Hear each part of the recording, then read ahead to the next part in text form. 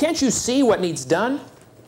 Learn to spot what needs done and do something about it.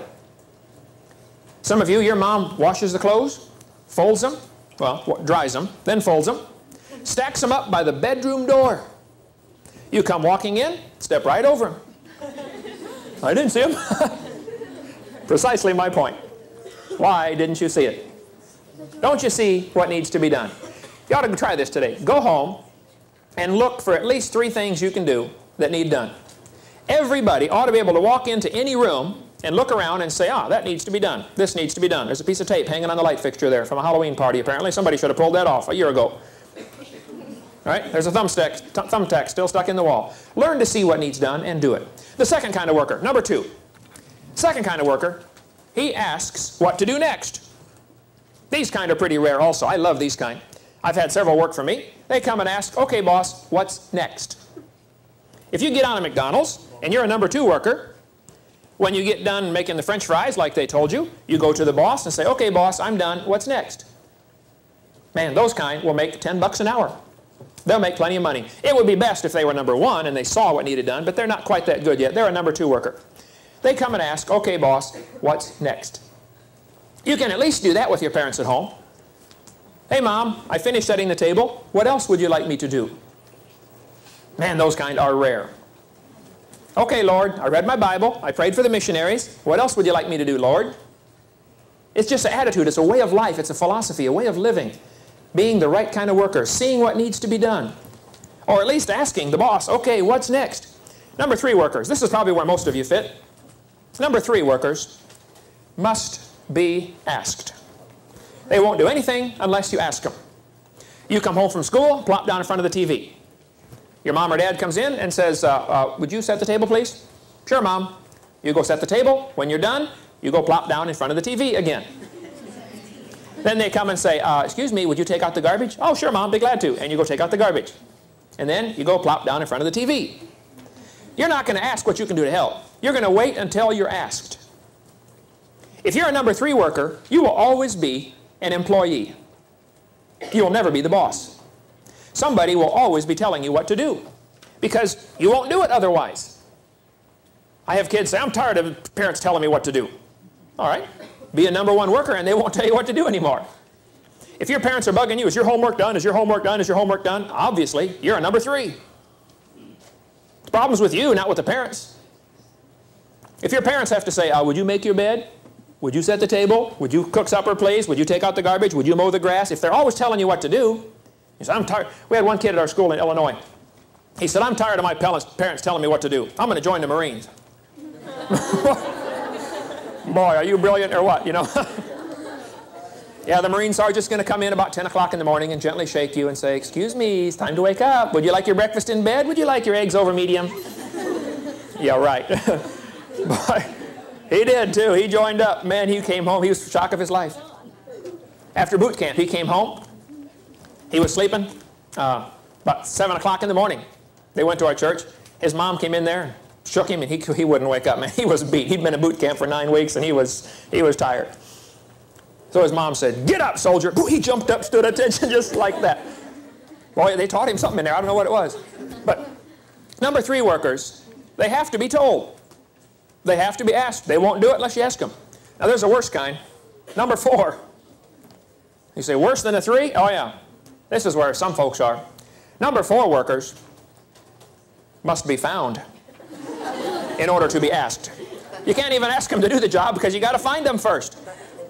Some of you are masters at this. You have learned. You know what time Dad comes home from work. You got it down to a science. Let's see. Dad comes home at 10 after 5. Here it is, 5 o'clock. If I'm here when Dad gets home, he's going to give me a list of jobs to do. So I better figure out some place to be besides here.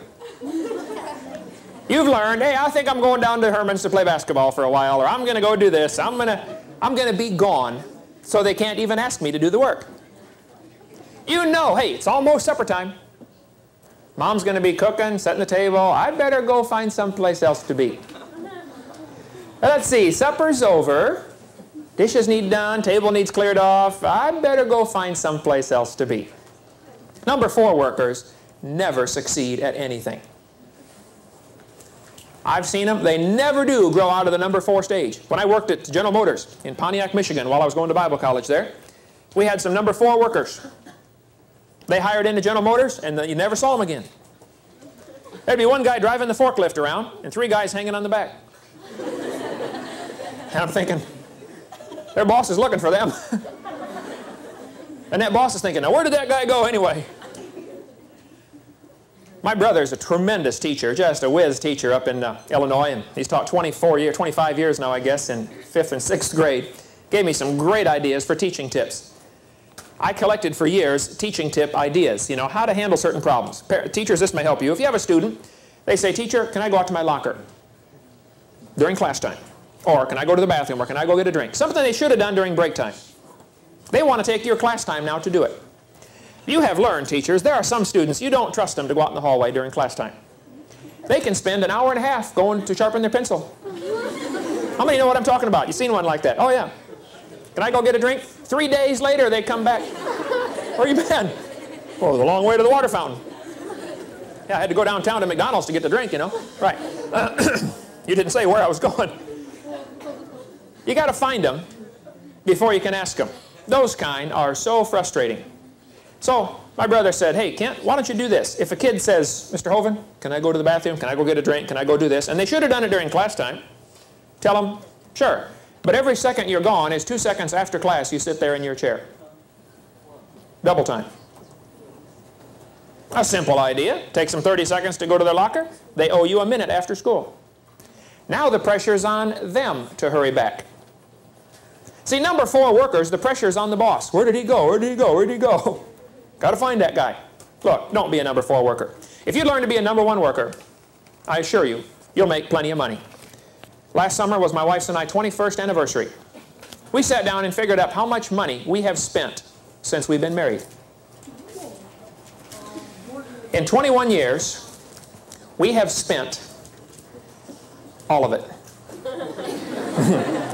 And then some. How many of you could figure about the same way? It'd be about the same with your family, right? Spent all of it, yeah. Didn't take us long to figure that out. Look, it's going to cost a fortune. And if you think you're going to make it working for $5 an hour flipping hamburgers, and I'm ready to get married, I got me a good job, and I'm going to get married and a couple of kids. For $5 an hour, you are in for the shock of your life. Look, you take your hourly wage and you double it. That's times 2 for the 7th graders. And then you add 3 zeros. That's your yearly wage. If you're making $5 an hour, that's $10,000 a year. You say, $10,000 a year? That's a lot of money. Wait till you got a wife and kids. My son can eat $10,000 at one meal. We go to Arby's, we'll get 5 roast beef sandwiches. Okay, Dad, what are you going to get? I was going to have one of them, son. Look, it takes a lot of money to live these days. You better learn to be a number 1 worker. But if you could learn to apply that into the spiritual realm where you can see what needs done, don't you think there are some missionaries out there that are hurting that would love to get a letter from home? Why don't you walk down the hallway at your church and see the mission board and say, hey, I'm going to write a letter to this missionary and encourage them. Proverbs 25, as good news from a far country, so is cold water to a thirsty soul. I got it backwards there. Proverbs 25:25. Learn to see what needs done and do it. Now, let's suppose you got a bunch of money, okay?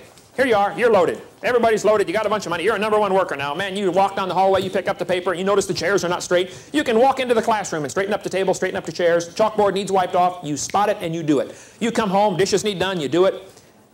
Garbage needs taken out, you do it. Don't say a word, don't ask for any glory, just do it. Grass needs mowed, do it.